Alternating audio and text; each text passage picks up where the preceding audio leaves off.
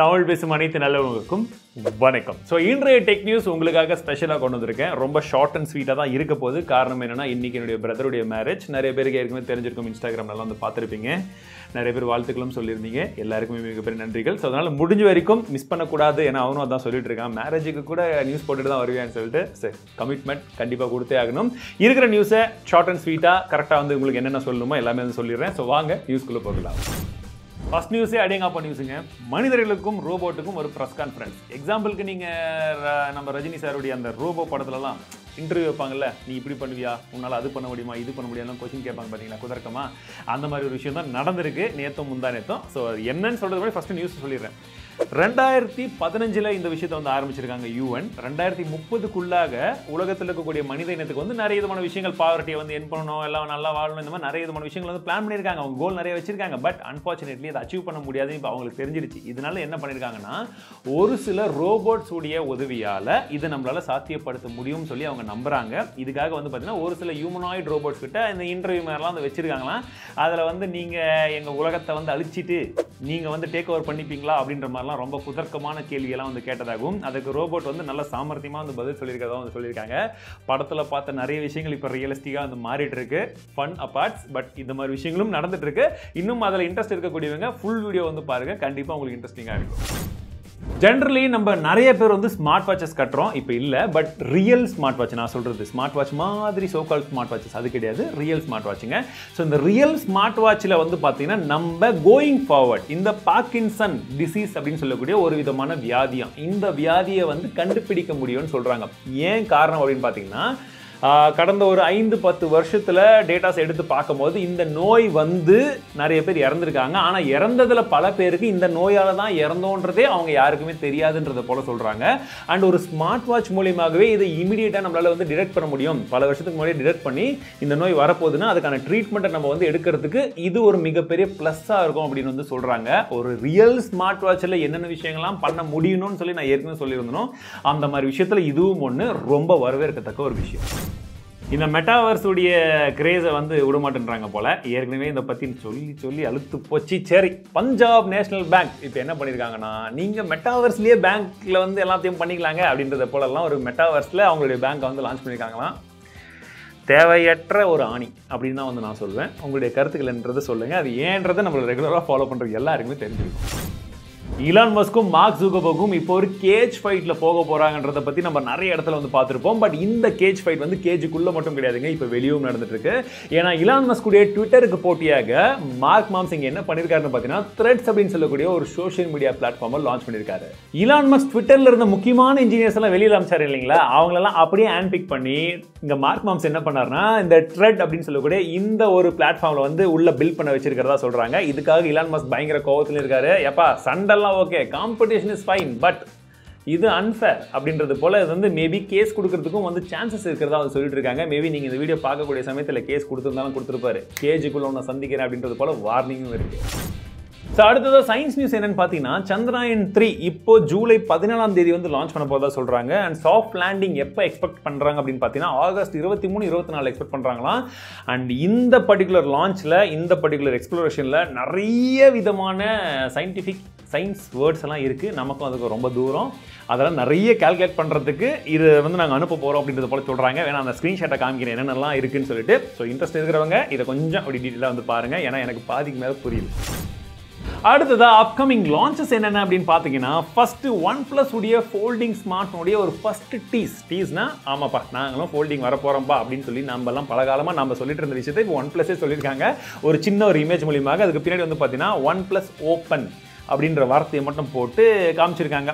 This is expected. ஏன்னா Oppo Vivo வந்தாச்சு, அவங்களுடைய தம்பி வராமல் எப்படி வந்துருவாங்க. பட் OnePlusல ஏதாச்சும் வித்தியாசமாக இருக்கா அப்படின்றத மட்டும் வெயிட் பண்ணி பார்க்கலாம். ஸோ ஃபஸ்ட்டு வந்த வார்த்தை தான் ஓப்பனா, அதுக்கப்புறம் வி ஃபோல்டுன்ற ஒரு பேர் வந்திருக்கான். இன்னும் போக போக என்னென்ன பேரை மாற்ற போகிறாங்கன்னு தெரியல. சரி, OnePlus உடைய ஃபோல்டிங் ஸ்மார்ட் ஃபோன் வரட்டும், எப்படி இருக்குன்றதை பார்க்கலாம். நத்திங் ஃபோன் 2 உடைய ப்ரீ ஆர்டர் ஃப்ளிப்கார்ட்டில் வச்சுருந்தாங்க. 2000 ரூபாய் கட்ட வேண்டியதாக இருந்தது. நான் ஆல்ரெடி வந்து ட்ரை பண்ணி புக் பண்ணி வச்சுருக்கேன். பட் ப்ரீ ஆர்டர்ஸ் வந்து இந்தியாவில் வந்து ஃபுல் ஆகிடுச்சான். இதுதான் ஒரு விஷயம். அண்ட் இது ப்ரீ ஆர்டர்ஸில் இன்னும் என்ன ப்ரைஸிங் என்ன இதெல்லாம் வந்து தெரியல. பட் ஒரு சில லீக்ஸ் எல்லாம் இருக்குது. நம்மளுடைய ஷார்ட்ஸ் வீடியோவில் நான் வந்து போகிறேன், நீங்கள் செக் பண்ணி பார்க்கலாம். OnePlus அது நத்திங் பாருங்கள். பேர் என்ன மாற்றம், பேர் ஃபவுண்டர் ஒன்றா இருக்கிறதால கன்ஃபியூஷனுங்க. சரி, நத்திங் ஃபோன் 2ல என்னென்ன ஸ்பெசிஃபிகேஷன் வரப்போகுதுன்றதை பற்றி ஒரு ஷார்ட்ஸ் போடுறேன், நீங்கள் தாராளமாக செக் பண்ணி பார்க்கலாம். நான் இந்த ஃபோன் கூடவே ஒரு பிளாக் கலரில் இயர் 2 அவங்களுடைய TWS இயர்ஃபோன் அதுலேயும் லான்ச் பண்ணுறதுக்கு பிளான் பண்ணிருக்கதா சொல்கிறாங்க. பட் இது பார்க்கும்போது கம்ப்ளீட் பிளாக்காக தெரியல, டிரான்ஸ்பரண்டே தான், but little blackish, looks different. And sale date வந்து பார்த்தீங்கன்னா ஜூலை 21ஆம் தேதி இருக்குன்றதை சொல்கிறாங்க. ஓகே, 11ஆம் தேதி லான்ச், 21 10 நாள் கேப்பில் லான்ச் பண்ணுறாங்க. அப்போ நம்ம வீடியோ கொஞ்சம் டிலேவாக தான் வரும், நமக்கு ஃபோன் வரல, எக்ஸ்பெக்டட். மற்றவங்களுக்கு வந்து இந்த வாட்டி பாருங்க, நிறைய பேருக்கு தமிழ்லேயே வந்துட்டு இருக்கோம். நல்லது, யாருக்கும் வந்தால் சந்தோஷம் தான். ஜூலை 26ஆம் தேதி சாம்சங் உடைய இன்னொரு அன்பேக்ட் ஈவெண்ட். இந்த வாட்டி நிறைய விதமான ஃபோல்ட்ஸ் வரப்போகுது. அண்ட் ஃபோல்டுக்கு இந்த வாட்டி செம காம்படிஷன் இருக்குது கண்டிப்பாக சாம்சங். ஏன்னா அவங்க தான் ஃபர்ஸ்ட்லேருந்து இந்த ஃபோல்டிங் ஸ்மார்ட் ஃபோன் லான்ச் பண்ணிட்டு இருக்காங்க. இந்த 5th ஜென்ரேஷன்ஸ் ஃபோல்டு அவங்களது. இதில் கண்டிப்பாக நிறைய விஷயத்தை புதுசாக கொண்டு வரணும். அண்ட் ப்ரைஸிங்கும் அக்ரெசிவாக வச்சே ஆகுன்ற கட்டாயத்தில் இருக்காங்க. இதனால தான் அடிக்கடி சொல்கிறது, competitions are very very appreciated. ரொம்ப நல்ல விஷயம் நமக்கு, பர்டிகுலர்லி அவங்களுக்கு இப்படியே தெரியல, நமக்கு ரொம்ப நல்ல விஷயம். ஏன்னா ப்ரைஸிங்கும் இறங்கும், நல்ல காம்படிஷன், நல்ல டிவைஸும் வந்து கிடைக்கும், நல்லது. அண்ட் முக்கியமான விஷயத்தை சொல்ல மறந்துட்டேங்க, இதில் என்னென்ன லான்ச் ஆக போகுதுன்னு பார்த்தீங்கன்னா, உங்களுக்கு Z Fold 5, Z Flip 5 and Tab S9 உடைய டிசைனும் லீக் ஆகிருக்கிறதுனால அதை அனௌன்ஸ் பண்ணுவாங்களா அப்படின்ற ஒரு ஸ்கெப்டிக்கலான, அதாவது வந்து ஒரு விஷயம் வந்து போயிட்டு இருக்கு. மேபி வந்தாலும் வரலாம்.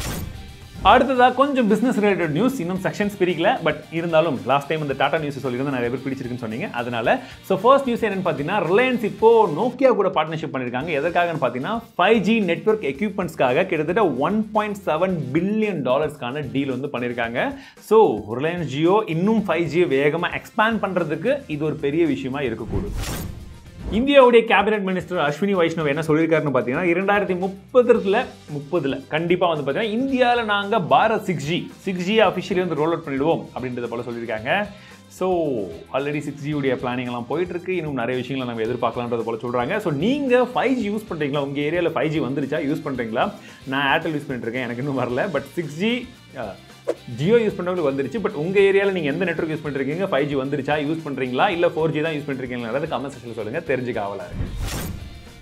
அண்ட் ஒரு பிரேக்கிங் நியூஸ், சுட சுட வந்திருக்கிற நியூஸ் என்னன்னு பார்த்தீங்கன்னா, இது அடேங்கப்பா நியூஸ் எல்லாம் கிடையாது, எனக்கு தெரிஞ்சு ஐயோயப்பா நியூஸ் தான். ஏன் அப்படின்னா, ஆப்பிள் கம்பெனியை சொல்கிறேன். ஸோ நமக்கு ரெண்டு விஷயம் ஞாபகம் வரும், ஆப்பிள்லாம் கம்பெனி ஞாபகம் வரும், இன்னொன்று ஆப்பிள் ஞாபகம் வரும், ஃப்ரூட் இல்லையா?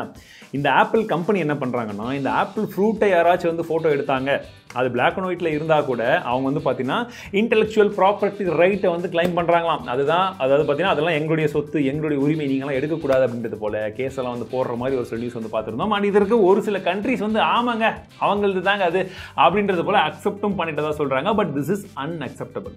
அப்போ நீங்களே ஒரு ஃப்ரூட்டோட பேரை வச்சுருக்கீங்க, அதை ஃபோட்டோ எடுக்கிறது ஒரு குத்தமா, அதுவும் பிளாக் அண்ட் ஒயிட்டில் இருந்தால் கூட குத்தம்னு சொல்கிறதெல்லாம் ரொம்ப டூ மச் தான். என்ன தான் $3 trillion கம்பெனியாக இருந்தாலும் திஸ் இஸ் டூ மச் இல்லை, 4 மச் கூட வச்சுக்கலாம். நீங்கள் என்ன நினைக்கிறீங்க? டெஸ்லாவுடைய CEO Elon Musk இப்போ என்ன சொல்லியிருக்காருன்னா, ஃபுல்லி ஆட்டோமேட்டட் வெஹிக்கிளை நாங்கள் கண்டிப்பாக இந்த வருஷம் லேட்டர் திஸ் இயர் வந்து நாங்கள் லான்ச் பண்ணிடுவோம். எஸ், நான் ஒத்துக்கிறேன், நான் நினச்ச மாதிரி வந்து முன்னாடி லான்ச் பண்ண முடியல, பட் இந்த வாட்டி இந்த டைம் தப்பாது, கண்டிப்பாக வந்து லான்ச் பண்ணுவோம் அப்படின்றது போல சொல்லியிருக்காரு.